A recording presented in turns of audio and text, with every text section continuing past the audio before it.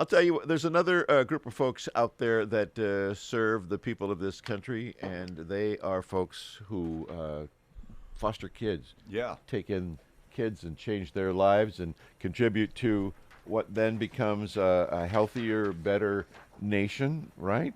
So I guess I'm going to let Greg say his name so that we get it right moving forward. Greg, pronounce it for me. Yeah, it's Greg Reichenberger. Reichenberger. Well, that's not so hard. Yes.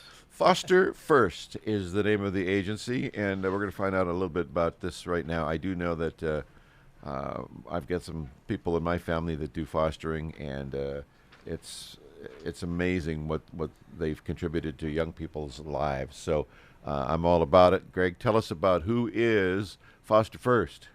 Yes, Foster First is we're a private nonprofit full-service foster care agency here in Yakima. We also have an office up in Wenatchee as well. And we started here in Yakima County providing foster care back in about 2009. And we do everything from licensing the foster homes to providing the case managers and even what they call family facilitators that work with the children and help them with goals in their life and kind of help them along the way. Sure. So we heard a couple of years back that that the number of people that were doing fostering was down, and I guess maybe that's the reason why you're here today. And there's probably some reasons for that. But before we even get into that, if we get into that, let's find about what you guys need right now. Let's plug the holes if we can in the Yakima area. So, what kind of folks are you looking for? Who fits the foster profile? Yeah, that's a great question. As far as obviously, that's what our biggest need is the need for more foster homes, and we need people that have a love for children, ones that can be flexible, can be committed to a child even when the going gets tough. Yeah. Because it can do that. Are they always two parent families that foster? No.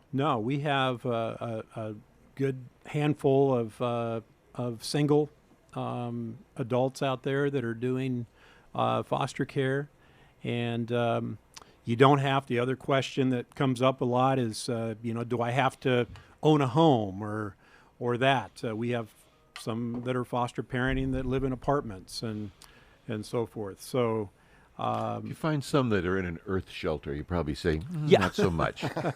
You with the sticks and all of that. Appreciate the. All right, so that's good to know because people think, well, I am in an apartment. Doesn't mean if you have the room and you fit the criteria, that's not part of the criteria that you have to own your own home. So that's good. But I can't just become a foster parent today. I got a process I got to go through, right? Correct. Yeah.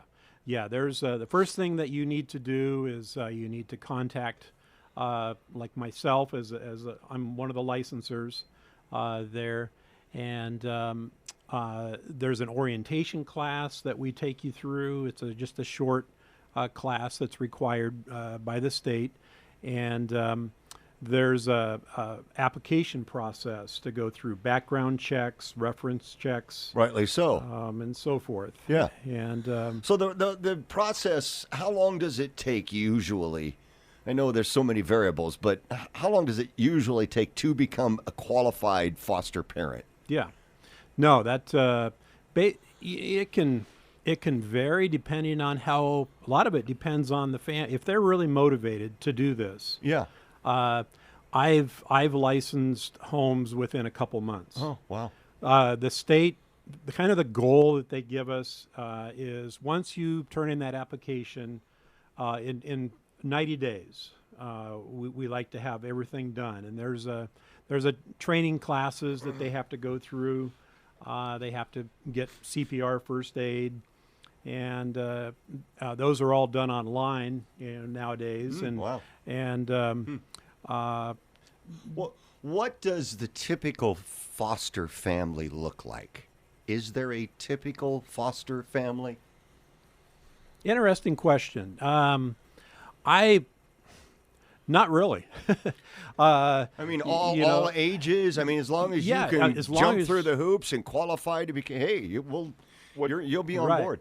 What percentage of families already have kids in the home? Yeah. In my sister-in-law's case, they've got 3 kids, and they brought in 3 kids. Right, Yeah. right. So is that a common thing that people with children get them, or is it for people who've never had kids that want to, experience? Right now, when I look at our families, I see all 3. I see those that maybe their children are all grown, they're out of the house.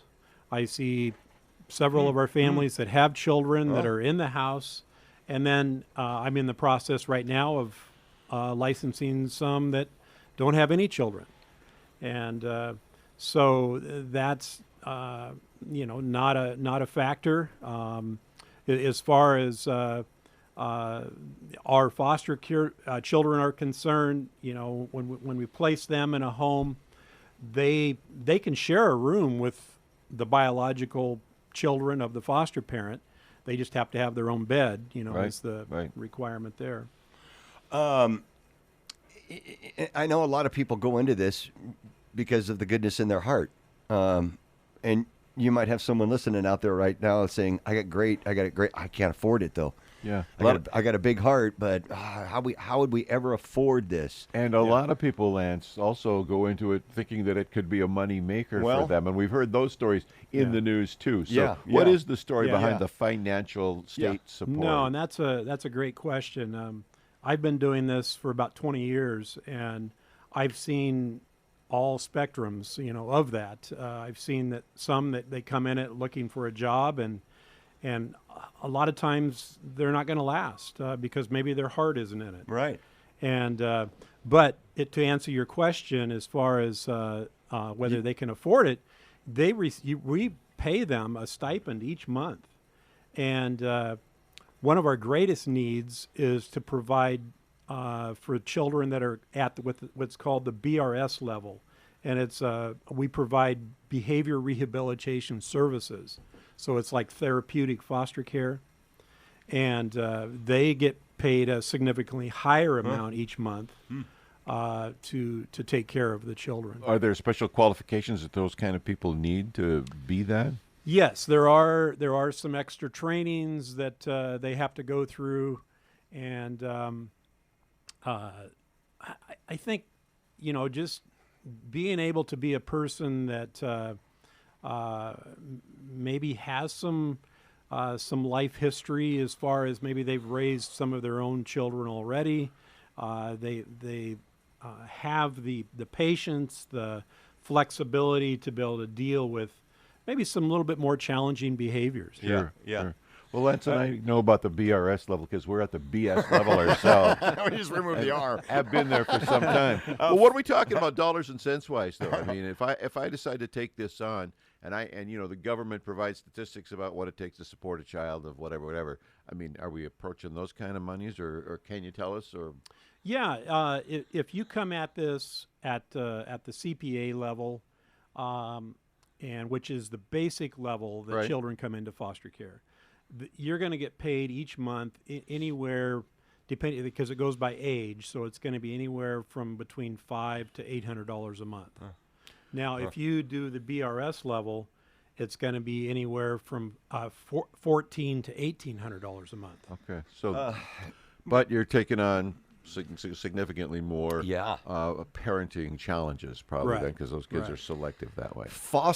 Fosterfirst.net. That's where you can get information. Fosterfirst.net. Yes. Greg, where are these kids now? Where you got them holed up somewhere. I mean, of course not. But I mean, you want to get them into families. Where are they now? Yeah.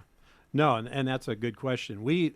Because we're a private agency, we contract with the state.